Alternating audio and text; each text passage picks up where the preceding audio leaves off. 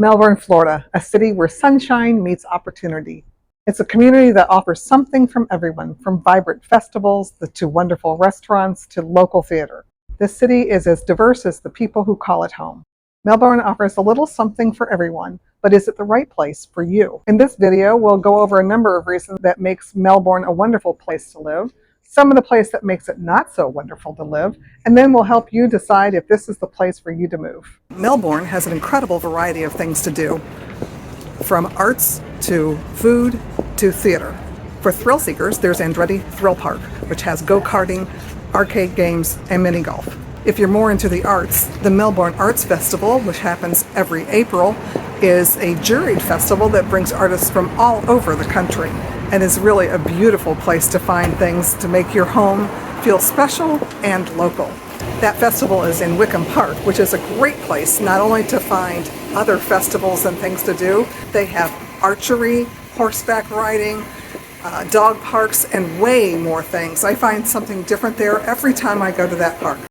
If you're not into art or thrills, downtown Melbourne has lots of local stores, just like you're seeing beside me and behind me.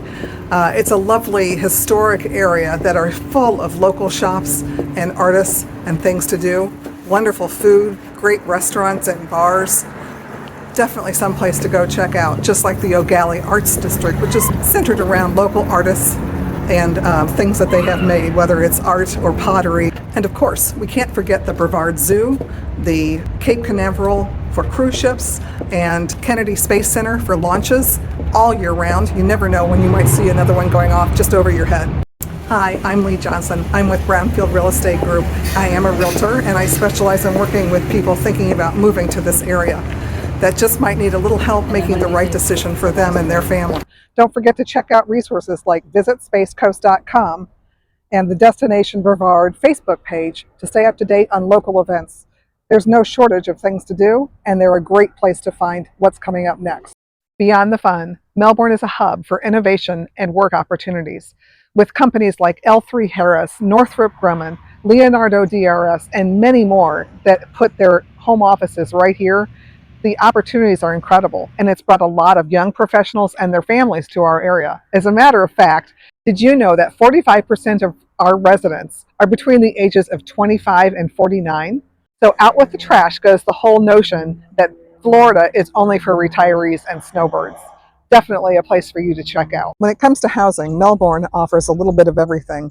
On the west side of town, you'll find brand new neighborhoods popping up everywhere with full of modern amenities like tennis and swimming back here, great for families and active adults alike. East Melbourne, on the other hand, is a bit more settled, a little bit more mature, with more affordable housing, but still really beautiful areas. Whether you're looking for an HOA with all the amenities or something a little bit more peaceful, Melbourne has lots of options. And the cost of living here, while a higher price point than, say, the Palm Bay area, is still much more reasonable than Miami, Tampa, or even Orlando. Education is another strong point for Melbourne. This area is well known for excellent primary and secondary education schools, both public and private. And did you know that in the state of Florida, school vouchers can be used for everything from tutoring and instructional materials to assistance in paying for charter schools, private schools, even virtual education classes. And in terms of post-secondary education, there are a number of really good universities here, including Florida Institute of Technology, Brevard Nursing Academy, Eastern Florida State College, and there's even an Embry-Riddle Aeronautical University right here in Melbourne. So there are lots of opportunities here for your children, no matter what age they may be. Now let's talk about some of the cons. Red tide is an issue to be aware of. Red tide is caused by harmful algal blooms that release toxins into the air, causing respiratory problems in beachgoers and can harm marine life. These blooms mainly occur on the Gulf of Mexico and affecting the west coast of our state. Areas like Clearwater and Sanibel Island will almost see annual red tides that affect their beaches and their marine life. Whereas on the Atlantic side, we only see them on occasion, but they can last anywhere from a week to several weeks and can be seen as far north as North Carolina. While it is not a year-round issue, it is definitely something to be aware of, especially if you're a heavy beachgoer. Another important thing to consider is the rapid growth, like this, that is popping up everywhere. Yes, it's exciting to see the new houses and maybe take that opportunity and get yourself something brand spanking new. But of course, along with all that growth comes a lot of traffic too. So you do have to be aware of how much traffic you're willing to put up with and whether or not this is going to bother you or you're good with it. When you're considering your monthly budget for your new home in the area where you're about to live, don't forget to add up things like HOA fees and CDD fees. HOA are homeowners association fees, and they tend to cover things like pools, tennis courts, clubhouses, even things sometimes like utilities, like cable and lawn care. This can add anywhere between $100 and $700 a month to your monthly budget, so it is something you definitely need to take into consideration. CDD fees, or Community Development District fees, are an entirely different thing and can be in addition to your homeowner fees. In an area like Viera, which is a fairly new area, it's helping to pay for the infrastructure, the road development, utilities, water, sewer, things like that. And they're generally added onto your property taxes. So if you are carrying a monthly mortgage, those fees would be additional to your property taxes, your insurance, and your mortgage payment. So just want to make sure you take all this into consideration. When you're thinking about a beautiful resort-style location like this, those fees can make a difference. And while Melbourne does have a lot of outdoor activities, nightlife is a bit more low-key than you may see in some of the bigger cities. You're probably not going to get Taylor Swift here anytime in the near future, and if it comes to sporting events, things like the Miami Heat and the Tampa Bay Buccaneers, amongst many others, are only a few hours away, but they're not in our backyard. So if those things are really important to you and you want to have ready access to them, maybe Melbourne's not quite right for you.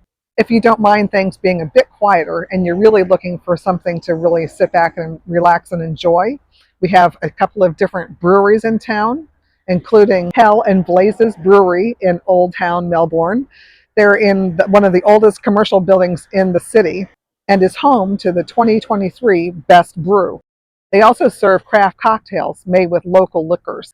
There's also Intracoastal Brewing, which serves a wide variety of constantly turning over different brews that are all handcrafted and calculated to be different and interesting. And the flavors are unlike anything you've ever tried. If you're looking for theater or concerts, we do have options, just not Taylor Swift. So the King Center for Performing Arts, which is near the Florida Institute of Technology campus, you can see the band Chicago, you can see a national touring company put on the musical Annie, or you can sit back and relax a little bit and listen to the Glenn Miller Band. Then the Henninger Center, which is located right in downtown Melbourne, puts on about 5 plays a year with a wide variety from My Fair Lady to Sweeney Todd. So that's a lot of fun if you like theater. Last but not least, FIT's Gleason Center will put on concerts such as Vivaldi's Four Seasons. And yes, in terms of food, while we also have Carrabba's and the Melting Pot and lots of national chains, if that's your thing, we have tons of specialty farm-to-table restaurants, little mom-and-pop shops that are not necessarily always little, but serve fantastic locally grown organic foods, lots of wild-caught fish, which just offers a fabulous menu. So if you're really into fresh, locally caught and grown foods, this is definitely the area for you. So what's the bottom line? Melbourne is definitely a city that offers a little bit of everything, from laid-back beach vibes to innovative industries to work in. There is definitely a wide variety to choose from. But understanding the pros and cons is the key to helping your family decide if this is the place for you. If you're considering a move to Melbourne, or you're just curious and want a little bit more information, please don't hesitate to pick up the phone and give me a call, send me a text, or put a message down below and I'll be happy to get right back to you. And while you're down there, please don't forget to subscribe or like this video. It merely makes me know that I'm on the right track. And if there's something else you'd like me to talk about, please don't hesitate to leave that down there too. I'm always looking for new ideas on videos. Thanks so much for watching, and I look forward to meeting up with you in a local bar and having a glass of wine to toast your new home.